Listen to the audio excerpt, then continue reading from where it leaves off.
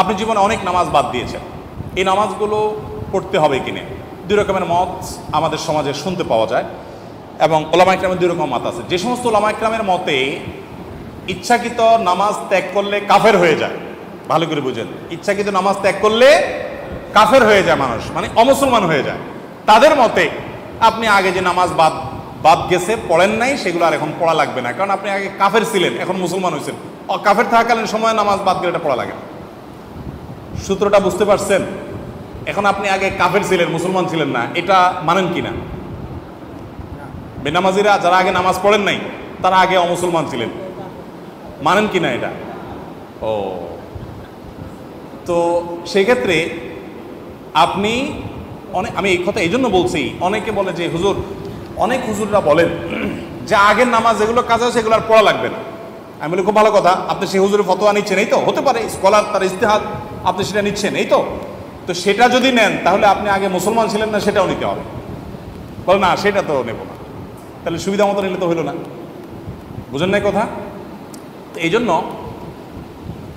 যে সমস্ত ওলামায়ে কেরাম, ওলামায়ে আহনাফ এবং আর অনেক ওলামাদের মতে, ইমামদের মতে নামাজ কেউ পড়ে না কিন্তু তার ভিতরে অপরাধ বোধ আছে যে নামাজটা পড়া উচিত, আমি নিয়মিত পড়তে পারছি না, এটা দুঃখিত, আমি পড়বো, চেষ্টা করবো, আল্লাহ, তার ভিতরে অপরাধ বোধ আছে, সে নামাজের অপরিহার্য থেকে স্বীকার করে, এই ব্যক্তি কাফের না।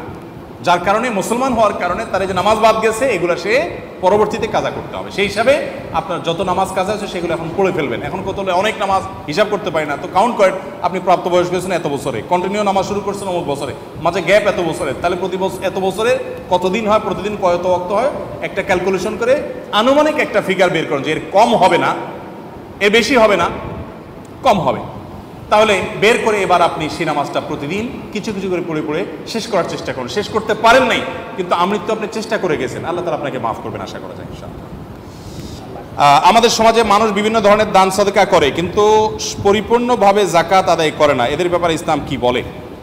দান সাদকা করে কিন্তু যাকাত আদায় করে না, এই টাইপের মানুষ অনেক আছে আমাদের দেশে।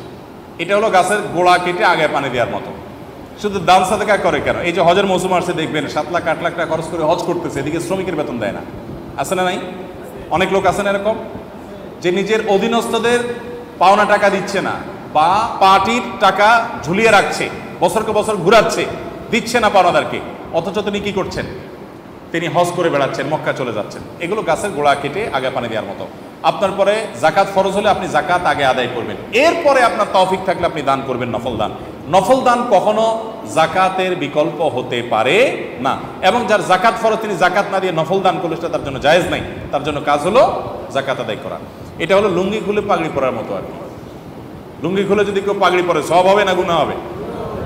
লুঙ্গি যদি খুলে ফেলে তাহলে তো 70 টাকা ফরজ ওইটাই তার বাদ হয়ে গেল, এবার সে পাগড়ি পরে কিসের সওয়াব কামাই করবে?